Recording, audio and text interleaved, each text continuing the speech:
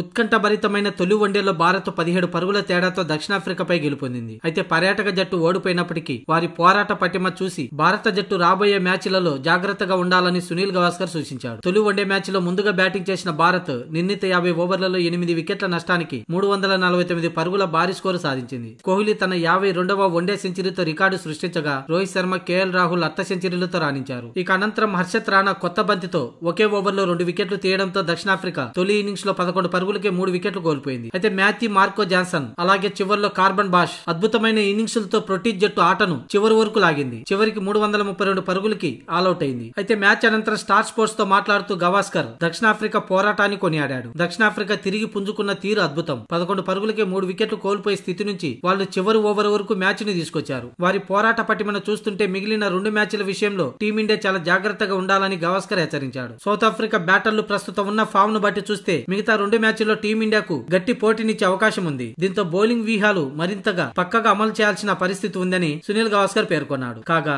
3 వన్డేల సిరీస్ లో భారత్ తొలి విజయంతో 1-0 ఆధిక్యంలో నిలిచింది. సిరీస్ లోని తదుపరి మ్యాచ్ రాయ్పూర్ లో 3వ తేదీన జరగనుంది. ఇక చివరిదైన 3వ వన్డే విశాఖపట్నం వేదికగా 6వ తేదీన జరగనుంది.